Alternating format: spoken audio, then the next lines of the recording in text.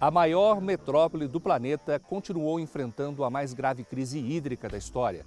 Em São Paulo não choveu o suficiente e faltou água. O complexo do abastecimento do Cantareira teve aumento do nível, mas está longe de atingir o ideal. E a crise ainda afeta muitos bairros da capital e do interior paulista. Com as represas quase vazias, a Sabesp, empresa responsável pelo abastecimento do estado de São Paulo, adotou a estratégia de reduzir a força com que a água é bombeada pelos canos da cidade. Mas o efeito colateral dessa medida foi que, sem força, a água simplesmente não chegou a milhares de casas.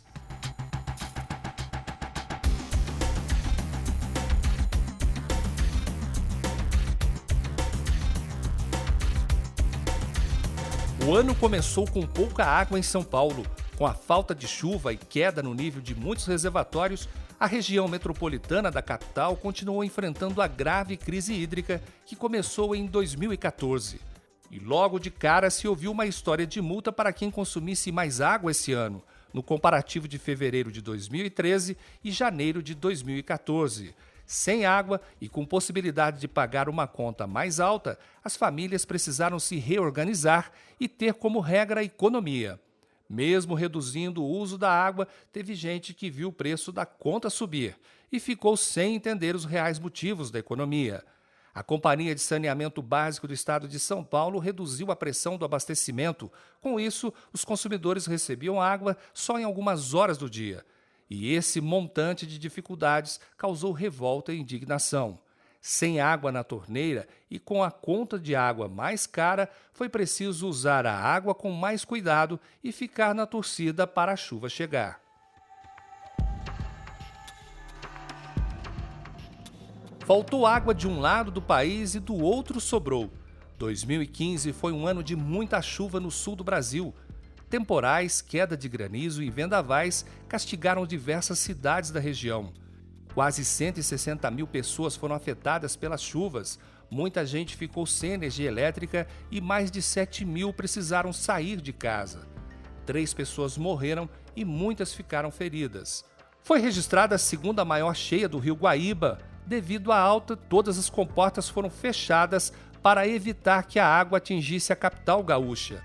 Em Santa Catarina, o total de municípios atingidos por eventos climáticos chegou a 57. As cidades de Lebron Régias e Papanduva decretaram estado de emergência. 8 mil pessoas foram afetadas, 703 pessoas ficaram desalojadas e 437 desabrigadas em todo o estado. E o Paraná também decretou situação de emergência em 28 cidades.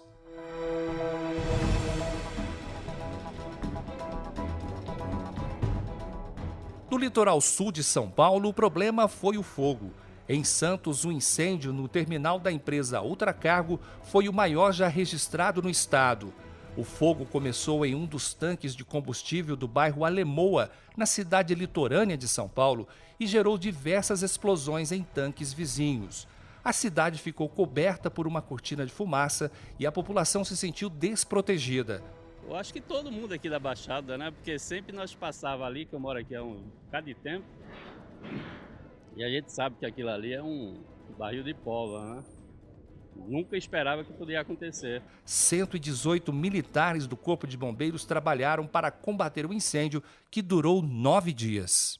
No dia 5 de novembro, nós vimos uma cidade desaparecer embaixo de uma onda de lama. 2 barragens da mineradora Samarco se romperam, aqui em Mariana, Minas Gerais. A lama atingiu mais 5 distritos do município, arrastou casas, roubou a esperança de muitas famílias e transformou o Rio Doce em um lamaçal que seguiu seu curso até o litoral do Espírito Santo. E essa tragédia é considerada o maior desastre ambiental brasileiro.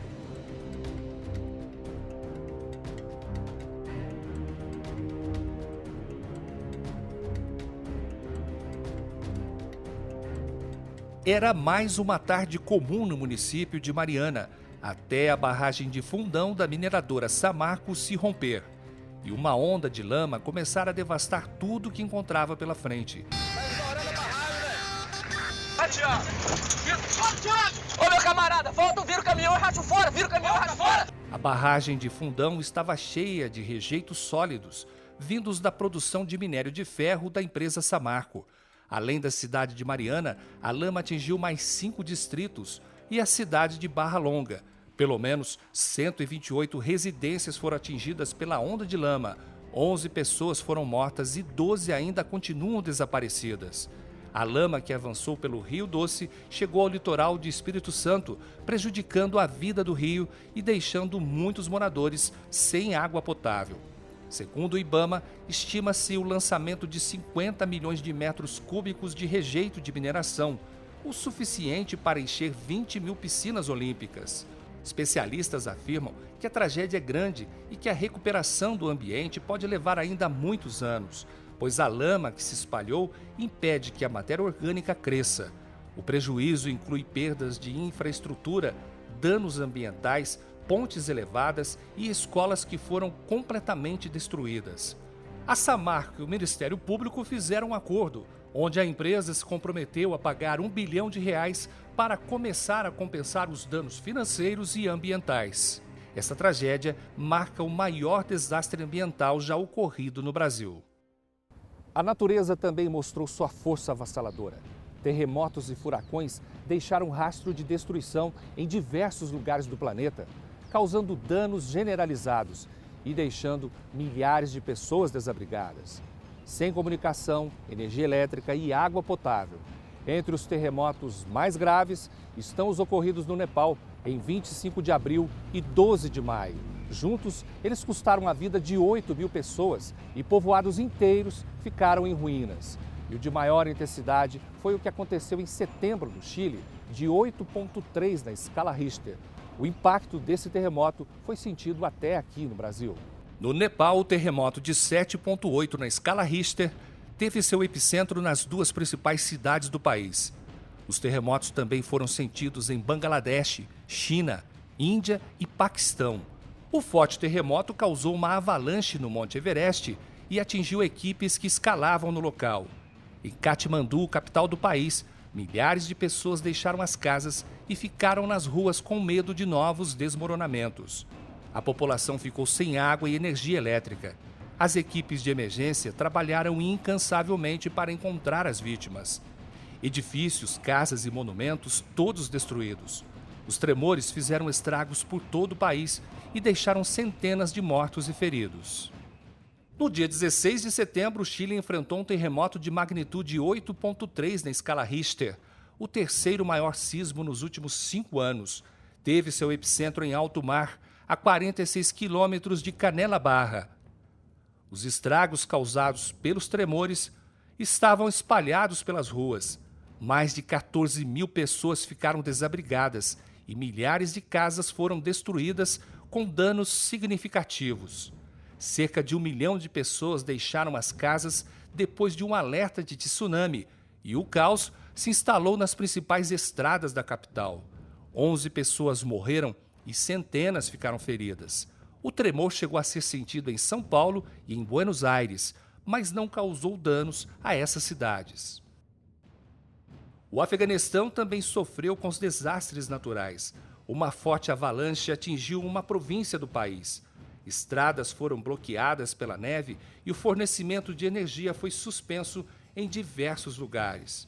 O acidente terminou com um saldo de 200 pessoas mortas, centenas de feridas e mais de 100 casas destruídas. O furacão Patrícia, que atingiu a costa do México em outubro, foi o mais poderoso já registrado, tanto no Nordeste do Pacífico quanto no Oceano Atlântico. O fenômeno foi o mais poderoso que já surgiu no planeta em toda a história e atingiu a velocidade de 325 km/h, mas felizmente perdeu a força quando avançava para o interior do território mexicano. Árvores foram derrubadas, ruas ficaram alagadas e pelo menos 6 mortes foram atribuídas ao evento. E o Brasil, que não está acostumado a desastres naturais, também viveu um momento de tensão. Em abril, 2 tornados atingiram o oeste de Santa Catarina. Pelo menos 3 cidades foram atingidas: Ponta Serrada, Passos Maia e Xanxerê. Cerca de 800 mil pessoas foram afetadas pelos vendavais que chegaram à região. 2 pessoas morrem, foram feitos 800 atendimentos nos hospitais e 100 foram emergenciais. Na Índia, uma onda de calor deixou mais de 2.000 mortos. A temperatura intensa atingiu o país por várias semanas. O sudeste da Índia foi a região mais atingida pela alta das temperaturas. O calor acima dos 47 graus foi agravado pela baixa umidade do ar. A maioria das mortes foi registrada em um só estado. Eram em grande parte idosos e pessoas que trabalhavam a céu aberto como operários da construção civil. A seguir, os principais fatos do cenário internacional, a guerra da Síria e a luta dos civis para sobreviver, o pavor que os ataques terroristas espalharam pelo mundo e a união de Cuba e Estados Unidos, dois países que por mais de meio século tiveram suas relações diplomáticas rompidas.